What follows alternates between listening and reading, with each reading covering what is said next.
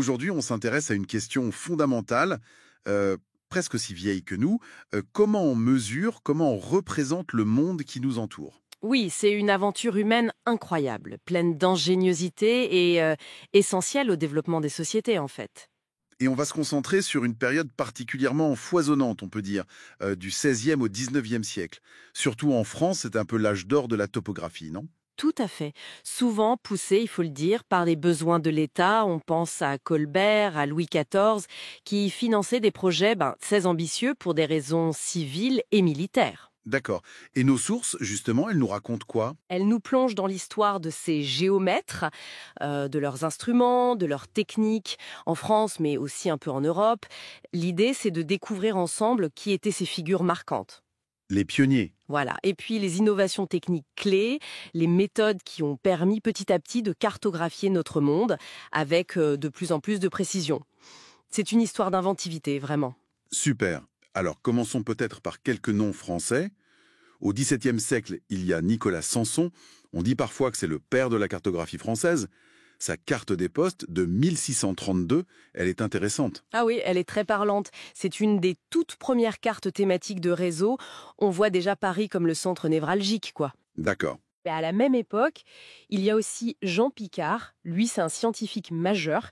Il a fait une mesure de la circonférence terrestre d'une précision assez dingue pour l'époque. Ça a même influencé Newton, c'est ça, hein? Exactement. Et surtout, il a beaucoup amélioré les instruments. C'est lui qui généralise l'usage des lunettes avec réticule, ces petits fils croisés pour viser juste, et il utilise aussi les tout premiers niveaux à bulles. Et ces progrès techniques, j'imagine que ça ouvre la porte à des projets beaucoup plus vastes, Bah oui. comme la fameuse carte de Cassini. Ça, c'est un monument. Une œuvre familiale sur 4 générations, c'est assez fou, non? Ah, c'est colossal, carrément. C'est la première carte géométrique complète de la France, et elle est basée sur une méthode scientifique, la triangulation. On y reviendra peut-être. Oui, bien sûr. Pour l'époque, la précision est stupéfiante. On y trouve les routes, les rivières, les villes, les forêts. Elle est devenue une référence partout en Europe. Et un outil indispensable, par exemple, pour les ingénieurs des ponts et chaussées. Ça montre bien la volonté de l'État de maîtriser son territoire. Tout à fait. C'est un outil de connaissance et de pouvoir. Et au siècle suivant, le XVIIIe, on continue sur cette lancée de rigueur. Avec des gens comme Délise ou Danville. Oui, exactement. Eux, ils insistent vraiment sur la rigueur scientifique. Fini les cartes un peu fantaisistes basées sur des récits approximatifs. Ils utilisent systématiquement les observations astronomiques pour corriger les longitudes.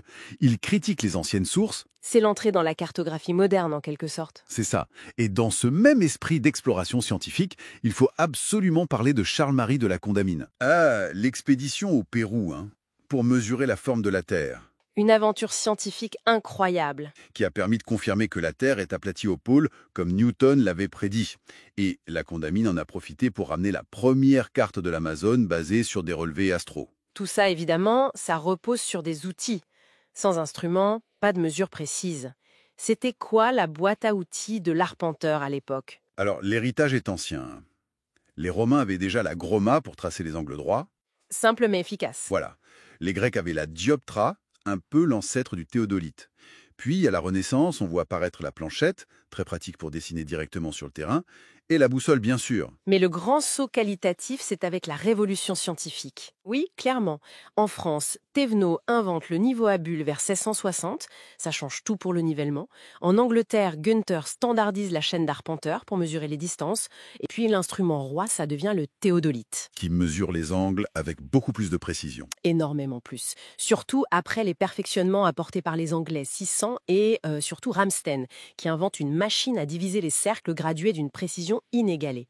Et, point crucial, on ajoute des lunettes de visée sur tous ces instruments. D'accord. Et avec ces outils, quelle est la technique reine pour cartographier un pays entier comme la France? C'est la triangulation. L'idée de base, c'est de couvrir le territoire avec un réseau de triangles imaginaires. On mesure très précisément une seule distance, au sol, la base. Une seule. Oui, une seule suffit au départ. Et ensuite, depuis les sommets des triangles, on mesure uniquement les angles avec le théodolite. Et par calcul trigonométrique, on peut déterminer les distances de tous les côtés de tous les triangles et donc les positions de tous les points. Malin. Et c'est ce qu'ont fait Picard et les Cassini aussi. Exactement. Ils ont appliqué cette méthode, théorisée avant par Gemma Frisius et Snellus, à l'échelle de tout le royaume. C'est vraiment le pilier de la cartographie à grande échelle de l'époque. Et pour l'altitude, le relief? Ça, c'est le nivellement. Soit géométrique, très précis, où on mesure les dénivelés de proche en proche avec des niveaux et des mires, soit trigonométrique, en mesurant des angles verticaux. La France va d'ailleurs se doter de réseaux de nivellement très denses et précis au XIXe siècle, grâce à des ingénieurs comme Bourdaloz ou l'Allemand. Quand on met tout ça bout à bout, les hommes, les outils, les méthodes, l'impact sur la société a dû être considérable. Ah oui, énorme. Pour l'État, on l'a dit, stratégie militaire, meilleure administration, fiscalité plus juste, connaissance des ressources. Et pour les infrastructures? C'est fondamental. Impossible de planifier sérieusement des routes, on pense à l'Atlas de Truden qui s'appuie sur la carte de Cassini, des canaux et surtout au XIXe siècle les chemins de fer. Oui. Pour calculer les pentes, prévoir les ponts, les tunnels, il fallait des cartes topographiques fiables. Et au-delà des grands projets d'État pour la vie quotidienne? Ça facilite les déplacements, le commerce, ça aide aussi à l'urbanisme, à l'aménagement du territoire en général. Et il faut bien voir que tout ce savoir-faire, c'est la base de ce qu'on fait aujourd'hui avec les SIG, le GPS, le LIDAR. La géomatique moderne est l'héritière directe de ces siècles d'efforts. Donc, pour résumer ce voyage fascinant, on est parti d'instruments assez simples pour arriver, grâce à l'ingéniosité de gens comme Picard, les Cassini et à des outils comme le théodolite perfectionné, à cartographier un pays entier avec une précision bluffante pour l'époque. C'est une très belle histoire de synergie, en fait, entre les besoins d'un État qui se modernise, la curiosité scientifique pure et l'innovation technique. Les trois se sont nourris mutuellement. Absolument. Et ça nous laisse peut-être avec une question pour aujourd'hui, non? Oui, tout à fait. Cette quête de précision, cette volonté de mesurer et de représenter le monde qui animait ces pionniers, elle est loin, loin d'être terminée. Alors on peut se demander comment est-ce que la précision toujours plus incroyable de nos outils actuels, les satellites, les lasers, l'IA, continue de changer notre façon de gérer le monde.